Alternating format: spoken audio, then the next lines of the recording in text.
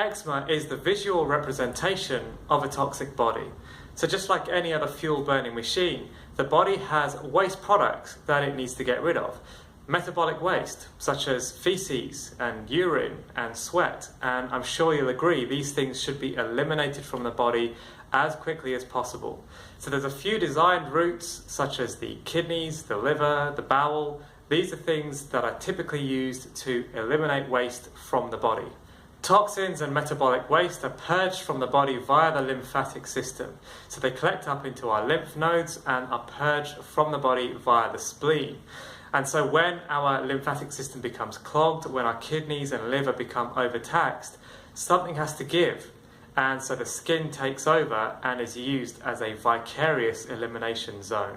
Think of elimination through the skin as a contraflow system on a motorway. So there's a blockage on one side of the carriageway and traffic needs to be directed into the oncoming traffic in order to get it to where it needs to go, to keep flow and everybody getting to their destination.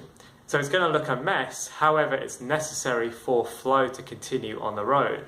And so what's happening in the body is exactly the same thing. We need to keep the toxins moving out of the body, and so vicarious elimination through the skin begins to occur.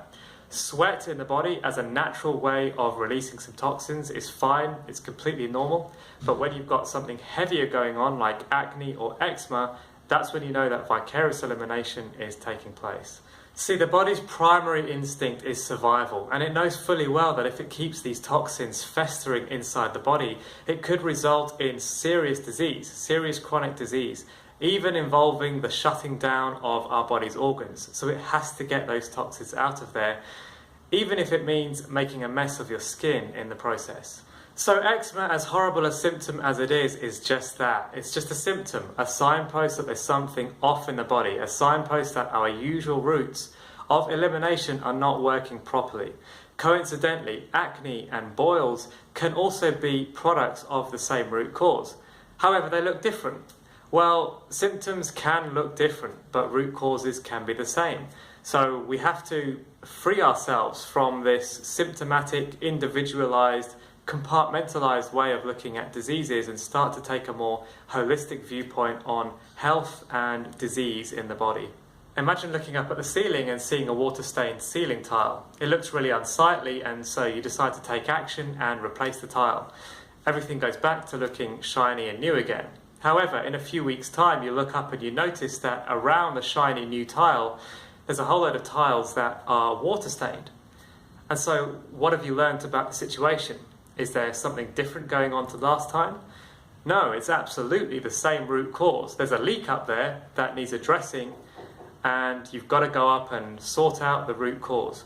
And so perhaps we wouldn't be so short-sighted as to replace a ceiling tile without investigating further, but we absolutely do this with our bodies. It happens all the time. It is entirely possible for a patient suffering with cancer and a patient suffering with eczema to have actually started out with the same root cause, a highly toxic body.